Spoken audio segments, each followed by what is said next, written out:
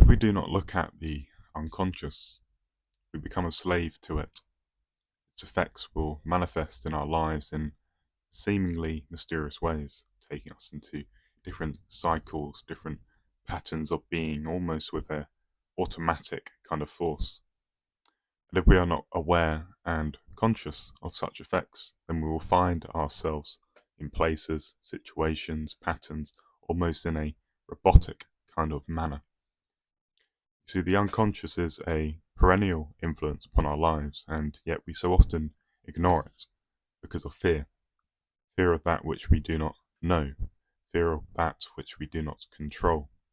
And our ego wants to so fervently cling to a kind of illusion of control, a kind of illusion that it is the sovereign of its affairs.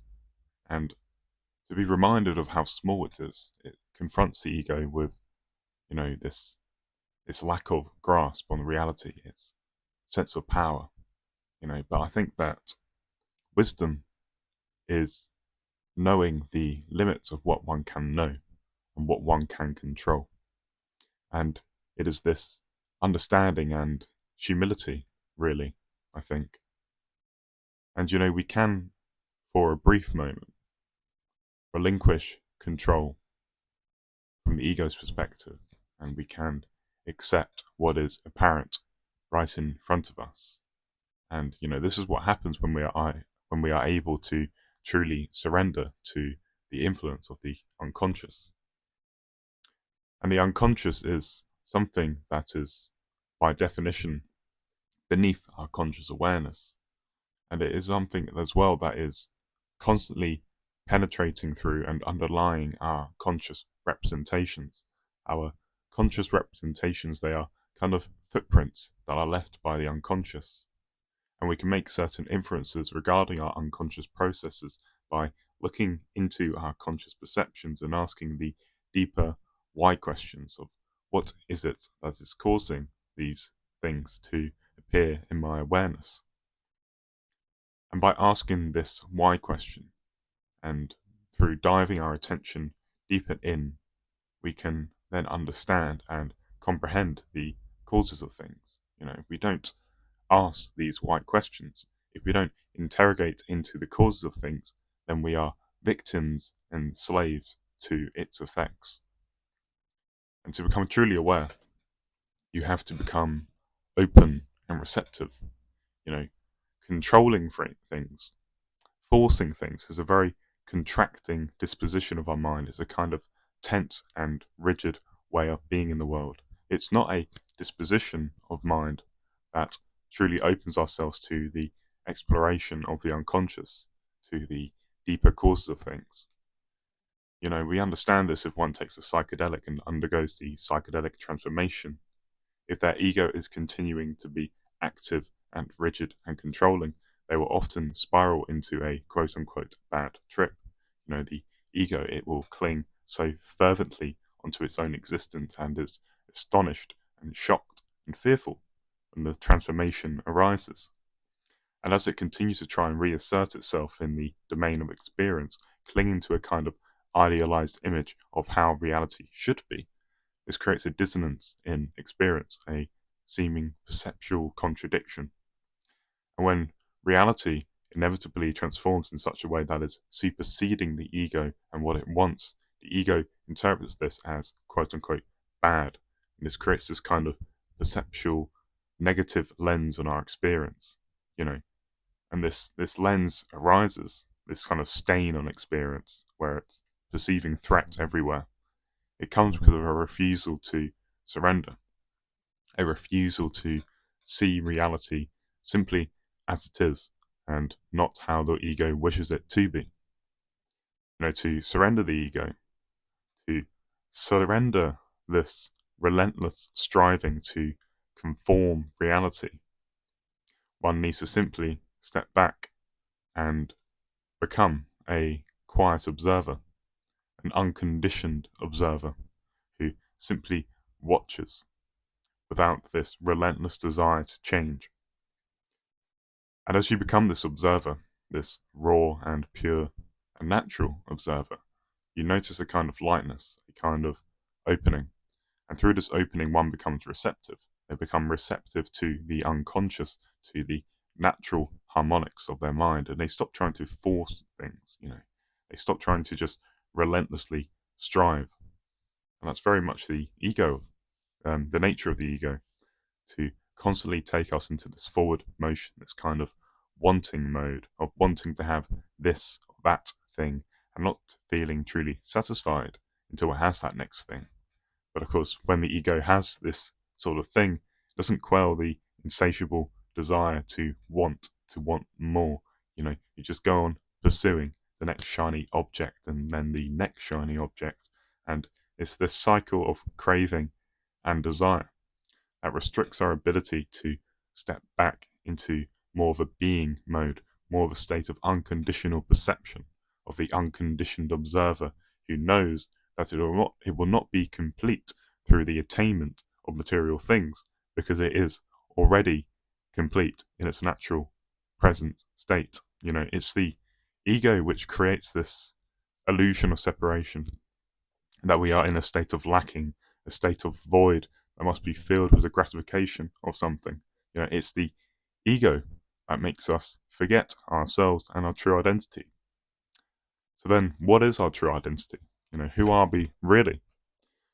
Now, in cultures in which we are brought up in, we are so fervently conditioned by media, by schools, by the education system to be something that we are not. We think that we are these, skin encapsulated egos, as Alan Watts would say. We are conditioned into thinking that we are just these separate organisms. Now, of course, one is an organism, but this organism you are is not your exhaustive, total, complete identity. The organism is a vehicle for consciousness, and you are consciousness. Now, what is consciousness exactly? We can use words to point to it, but one should not hang on these words. They should see what the words are pointing to. Now, I often personally use the word isness as the final kind of word in my inquiry into what consciousness is. And isness, existence, is a property that can be perhaps attributed to every aspect of what we are experiencing. And isness is a property that, of course, transcends your individual organism. Isness is, well, everything and simultaneously nothing. Perhaps you could use the word being as well. And what the word isness is supposed to point you to is the reality of identities outside of the ego. The universe is, experiencing itself through you, essentially. And your individual egoic self is really a locus by which the universe is experiencing itself from a particular localized perspective. And of course, there are many different perspectives that often assert that they have the whole, entire, and true perspective. But these perspectives, they're all limited and finite models of reality. They are, of course, representing something. Your perceptual system is representing something beyond itself. And we need to ask, what is it that it is representing? What is the thing, the unseen, that lies beyond your perception? We as experiencers, we are experiencing a kind of theatre of mind, a theatre of our perceptions, which assist our engagement with reality. Our visual system, it tracks particular bands of light wavelengths, of light radiation, to be able to construct this kind of convincing model of reality. But we should always remember that it is a model, and models, by their nature, are incomplete.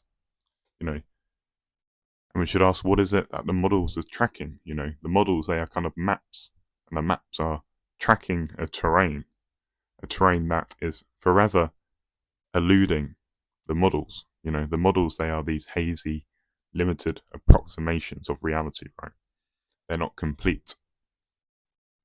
And really, to come back to my initial discussion on the unconscious, we should think of our conscious perceptions as a kind of map, as a kind of finite approximation of the unconscious, you know, and it is, of course, a hazy approximation. It does not capture the adequate depth of the unconscious. And yet people, they cling so completely to their conscious perceptions. They think that the entire world is just what they see, just what they perceive, and they neglect the unseen through this disposition of mind to concentrate attention wholly on the seen. They neglect all the hidden causes of affairs. They are a slave to its effects. They do not interrogate into the causes. One should always be curious about the causes of things. They should be sensitive to the things that they do not know, to the limits of what they do know, and they should contain within themselves this childlike wonder of the mystery, and they should hold on to this. They should not cling to the idea of knowing the world, to conforming it to what they know, to conforming it to its models. They should be receptive and open to the mystery, always to the mystery that is themselves, that is society, that is existence itself. And when you become sensitive to this mystery, that is very, very close. It's always present. You become curious. You become humble. You are less egocentric. You are less obsessed about conforming the world to just what you want. And you become more perceptive to the world simply as it is. More perceptive to reality and not your models of reality. You're not blinkered by your models. You're flexible and fluid, And as well, you see other people not as extensions of yourself, but as entities with their own existence, their own inner lives, and their own experiences. You become less obsessed about, conforming their experiences and their behavior to what you want. You give them the existence that they truly deserve, that they are morally entitled to. Now, there are people who do not look upon reality in this way.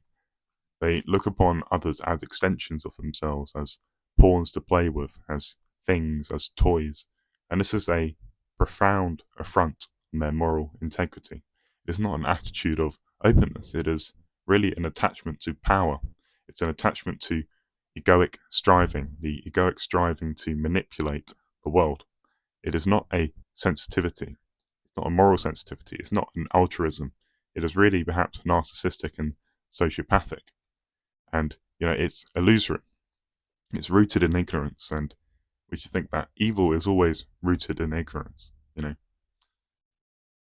And, yeah, I think I'll leave that at that, It's been a bit of a riff on the nature of the ego, the unconscious, our sensitivity to the mystery, our openness, really, our openness to changing our minds, of not being rigidly attached to our models, It's obviously, it's a bit of a roundabout kind of riff, attaching many things together. It might have been a lot of blur coming out. I hope I've been okay to follow, but yeah, I think I see a lot of egotism in our society currently. It seems to be reaching a breaking point, and excessive egotism, like I said, it's rooted in ignorance of our true identity. But when we can become receptive and open to our true identity, open to the mystery that is ourselves, less obsessed about being right, all the time, I think in that sort of insight, there is the potential to cultivate much more peaceful societies, much more peaceful ways of being in society, of having human relationships. A lot of human relationships nowadays are heavily driven by ego, by power games, and these efforts of manipulation, which is sad, really, because it corrupts the core of community when we are obsessed about getting what we want and not willing to, reach a synergy with another person. But I'll leave that at that. Enjoy the rest of your day. Like, subscribe, all that jazz. Goodbye.